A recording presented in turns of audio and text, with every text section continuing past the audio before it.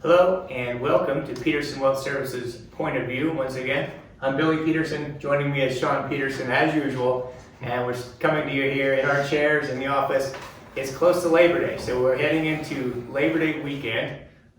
What's today, August 30th, Shaun? 31st. 31st Yep. Today, so time's flying. We wanted to provide you with basically some projections and some forecasts for the next 12 months perhaps of the markets and where things are going, what we expect, and then talk about a few of the concerns that are out there on everyone's mind today and maybe how they can impact future values in the marketplace. Sure. Okay, so I think that we've been going on 18 months of acceleration since the pandemic broke out last year. Since last March, pretty much. We've So- been kind of on an uphill trajectory, a couple little dips here and there, little flat lines, but overall, trend's been up. And we're getting a lot of questions is how long can this continue? Where's this going to level out? If we're going to be in for a crash, should we take money off the table? Some people kind of still have that mindset as we're in a casino and we need to take our chips off the table here and put them in our pocket. Well, if you've been around us long enough, you realize we never think that way. We don't treat the market as if a casino or we're gambling. We treat it as a long-term investment vehicle to where we stay in. It's like a boat. We talk about that all the time. We use that metaphor. We stay in a boat. We're going on a long journey.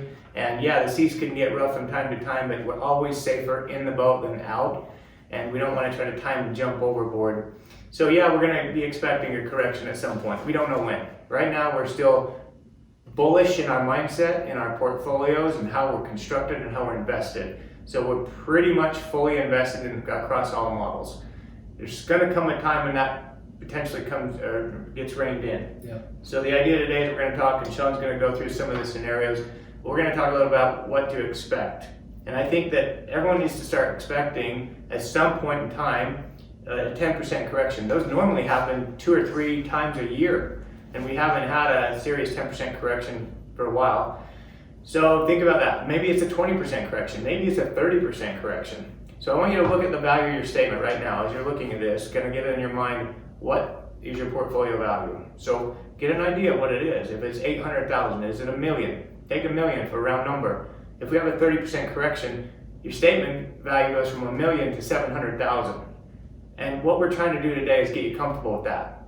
Where's that going to be? How's that going to feel? Are you prepared for that? Are you going to say, we should have got out? Well, again, the timing. It's very, very, very difficult to do. Even the smartest minds in the world can't do that consistently. So let's go through some of these scenarios and then lay it out, and then we'll have a further kind of conclusion at the end here. Yeah, I think Cade's going to throw this chart up on the screen for you to kind of look at. And what this is, I'll go through it. We have 4 major things that we're watching right now. These are kind of what's on the headlines right now. So Afghanistan conflict, vaccines, economic activity, and government policy. And then on the left there, we have a base case, bull case, and bear case. So you can see some of the major points. I'll start with base case. We get out of Afghanistan without any major conflicts, and the media coverage fades over time. With vaccines, hospitalizations begin to decline. We start shifting away from focusing on that so much. Economic activity, we're talking about supply chain catching up with all the pent-up demand that we have, and that is a smooth transition because right now, you see it on car lots and everywhere else. You got to wait to buy a new car. People want to buy them, but you got to wait for 6 months to get one. It's frustrating. So if we see that speed up, it'll be good for the economy. And then government policy, restrictions are lifted around U.S. and around the globe. We start traveling again and life goes back to normal. And the Fed also keeps with their economic easing is what I'll call it. So low interest rates with no plan to increase. So that's kind of our base case. And we're putting that 12-month forecast at a 10% gain on the S&P. So that means it would be just over 5,000. And we're going to give that a 55% chance of happening. So we're leaning toward that from happening. We're not, of course, jumping in and saying that's 90% or 100%. No. Of course, in our line of work, things can change. But the bull case, let's go into that one. We're giving this a 25% chance of coming to fruition. And we're in this case, we'd see things like in Afghanistan, the Taliban regime, they try to form alliances with G7 and try to ease tensions over there. And we start to see civilian life resume to normal, somewhat normal for that part of the world. Travel will get back to normal, and we have over 70% vaccination rate, which again gives people confidence. Essentially, that's what we're boiling this down to. Not necessarily thinking it's going to eradicate the virus, because it isn't. I've said that over and over again. It's going to lead to reduction of fear to get out and move about and get back into the economic activity that we're all used to. Okay, so mandates are lifted, a media focus shifts. And that's the key right now, is focus on the media to get away from it and to stop sensationalizing this, okay? And if you don't think the media has a bias in doing that, then you're blind. That's how I can say it. They really do want to continue to stir the fear and to create it. Just how they react to all these things is kind of humorous in a lot of ways. Our trade with China and other countries would get back to an improving position. Demand for durable goods would increase and be elevated. Fed will keep rates low, continue with their bond buying. Right now they're buying about $150 billion a month. And what that means is they're adding money to the economy. When they buy bonds, they're taking bonds out of the economy, putting cash into the economy. And that's really what's stimulating all this, with the Fed's doing what they're doing, and then Congress is over here on the other side doing what they're doing, which is passing laws to spend more money.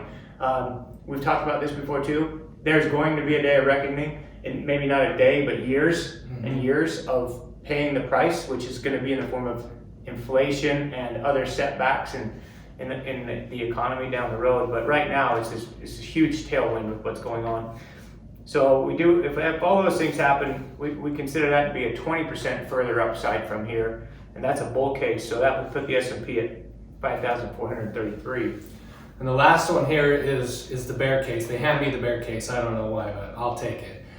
So in Afghanistan, stories of abduction, brutality, and chaos continue. Taliban not interested in cooperating with the right people in the world, maybe form alliances with China and Russia. That could be a very, very scary thing for people and further feed that flame in the media. With the vaccines, the Delta variant and other variants spike fear, lead to hospitalizations, and vaccines are proved to be ineffective. Again, that could be another bear case scenario. And then economic activity, so mask and vaccine mandates along with travel restrictions dampen economic activity. So that to me means we go into complete shutdown, lockdown again, and that is not going to be good for the economy. With government policy, we see loss of faith in the U.S. leadership caused by border crisis, cost of living, so inflation, and the Afghan debacle. Other things that we didn't really add that we want to put in there is just as financial advisors, because this is what we see every day.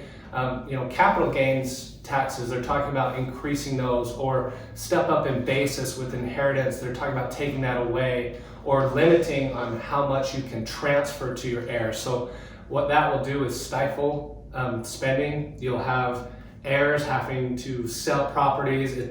We don't like it. It doesn't seem like a fit policy in our eyes, so we're really keeping an eye on that. I think that's kind of taken a back seat in the last few weeks with Afghanistan and COVID and everything, but that is something this administration has signaled that they want to do. So the bear case, we give that a 20% probability, and that would be a 30% decline in the S&P, so ending at 3169. And remember, when we talk about declines or corrections like Billy mentioned, that doesn't mean it stays there. That's just what happens. If you're going to be an investor, you have to expect sometimes you're going to have a bear market. Sometimes you're going to have a correction. It's what you do in those that really matter and makes a difference with your investment dollars. That's a great point to close on. What Shaun just said is what you do during those periods that really matters.